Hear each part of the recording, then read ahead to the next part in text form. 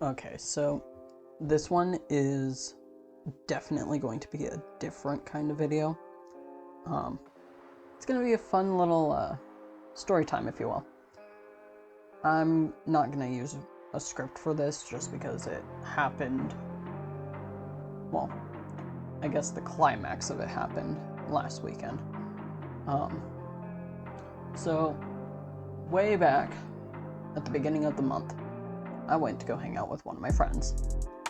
Out of town, up in the mountains, get some fresh air, well deserved, get myself out of the house and out of the headache that is life. And while we were out there chilling, playing Mario Kart, I'm sitting with my partner and I'm just checking my phone like I normally do. I put up a lot of commission posts and stuff, so hoping and crossing my fingers that this will be the day that I find something. I did find something. I found an email from ARTSTATION, which normally I don't get a lot of action on ARTSTATION, so I click into it and check it out, and somebody had messaged me on there. I thought that was pretty peculiar, interesting. So, of course, I click in, log in. I want to see what this message is. It's this guy, and I'm probably going to butcher his last name because I never actually asked him about his name. James Fasolo, something like that. He messaged me, and I'll probably put the screenshot on screen here. He messaged me saying that he had some work for me, and if I was interested to email him. I was very interested, to say the least. If you're looking at the screen, in the message he said that it was $1,500 per piece. I wasn't even looking at that. I was just so excited to have somebody interested in my work. And of course I message him. I'm like, hey, can you give me as much detail as possible? I want to know if I'm going to be the person for you, right? I don't want to be going into a commission that I'm not going to be interested in, something that's not in my realm of possibility. Plus, it's normally where you catch scammers and stuff. I'm sure a few artists have run into that besides me, where they have somebody trying to scam them, and the first thing that comes out of their mouth is they want you to replicate a style that's the complete opposite of your entire portfolio. And that entire Saturday, in between game sessions of Smash Bros and playing Conker's Bad Fur Day, we ended up talking quite a bit, me and James, that is. And I got to find out more about the project, 6 illustrations, what the 6 illustrations were, what the timeline was. I even asked how I was expected to get paid. He said it was going to be a cashier's check. That gave me a pretty good green light. I was still very skeptical based on how the guy was talking. As you know, a lot of scams tend to end up having typos or sound very repetitive without exactly answering the questions. But I chalked it up to maybe he just happens to be somebody who has poor English skills, or maybe English isn't his first language, which, people are like that. So I was giving him benefit of the doubt because he did answer my questions. I'd ask him, he'd answer. There was no back and forth, there wasn't any beating around the bush. Every single question I asked, he answered very fast. Like, exceptionally fast. So I thought this guy was serious. So, I say, okay, let's do this. I can make these illustrations for you. They sound phenomenal. And I am very excited to work on you with this. And so he asked me for, my address and what name to put down for the check, and think nothing of it. I'm getting a cashier's check. That's fine. Sends it off.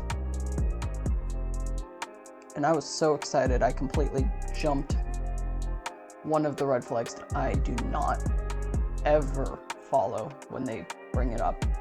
He wanted the sketches done, and he wanted me to start work on them before I even received the check. Of course, I was stoked. I was over the moon for this. And honestly, I was really, really hyped for these images. They seemed so well thought out. They had good references. They sent me a decent color scheme that was going with the references, so I assumed that was going to be their colors and stuff.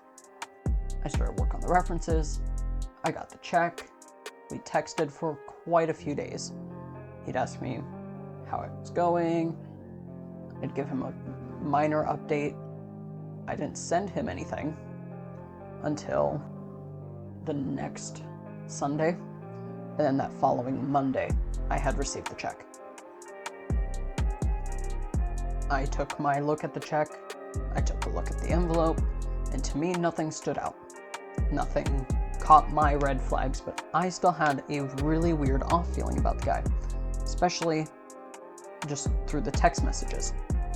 Through email, he seemed very kind and very generous towards me doing what I need to as an artist. But in text message, he seemed very pushy. He wanted me on the phone at his command. I never told this guy I was working a full-time job, but he should already understand that, hey, I'm a couple states away. I'm not going to be on my phone 24/7. I am an adult who has bills to pay. I have things to do. I have animals to take care of. I have a menagerie of animals to take care of, if I'm going to be honest. In my art room alone, right here in this little art room that I'm recording this in, that's my makeshift studio ever since we moved into this apartment, I have 5 mouse tanks. We have mice. We have a lot of mice. There's sure to be more. But that's besides the point. I have things to do, and he was expecting me to respond to him within minutes of him sending a text. I'm not into that kind of thing. I do not like it. And aside from that, I was already contemplating canceling the commission altogether because I had told him multiple times what to call me. And he would not call me by my name. My name that I go by is not very different from my birth name. Everybody has called me it my whole life. Everybody.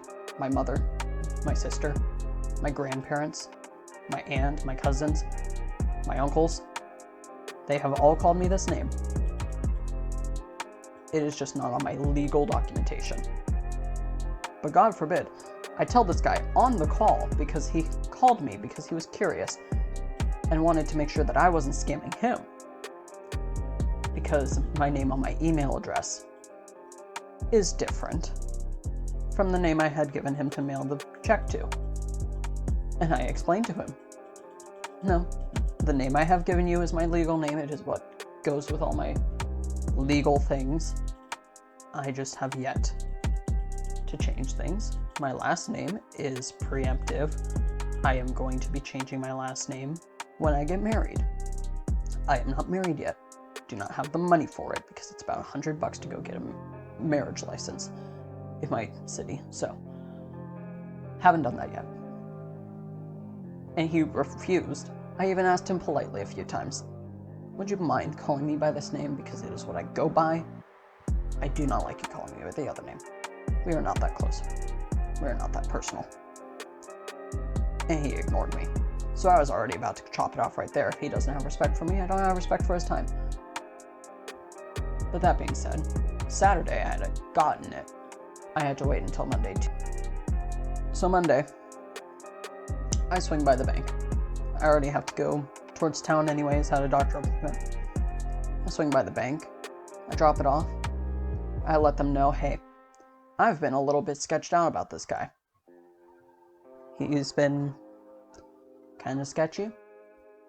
I have a feeling it might be a fake check. If you have a way of verifying it before it goes into my account, that would be amazing. If not, I'm warning you now that it may be a fraud. Because I never met the guy. Never met him in person, never shook his hand. The lady at the bank was so kind. She did all her work. She told me that if it's good, it'll get deposited. If not, No harm, no foul. Awesome.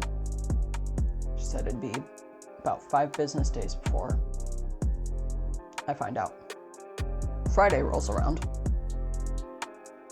Actually, before then, I had just walked out of the bank, and he had been pestering me because I wanted to be kind and courteous and let him know, hey, I'm planning to be at the bank around this time. Just so you know. And so your accounting department or whatever knows that, hey, the check is getting deposited. There's no extra ED at that. But you know, kind. Be courteous to him. Give him and his business a little bit of assistance, I guess, in what to expect. He ended up pushing me for about 30 minutes the whole time I was in the bank, asking for a receipt. I thought it was weird, but I thought it had something to do with the accounting. Mind you, this would be my first official business-style transaction. I have never been on a business end. So if you're listening to this and seeing a million red flags, at the time, I did not see them. Hindsight, I'm seeing it everywhere. I should not have talked to this guy at all. So I checked my receipt to make sure there's nothing of importance on it that they could steal from it. Like my signature, I cropped it out. Made sure the photo itself did not even allude to the fact there was a signature on it.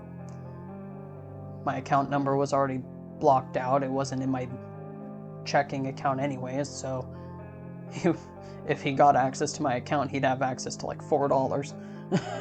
If anything, he'd probably judge me for the fact that I had $4. But didn't think anything of it. Realized later after I had sent it and after he'd already received it, I was like, that seems a little bit odd. Whatever. But now we fast forward to Friday. I'm getting out of my day job.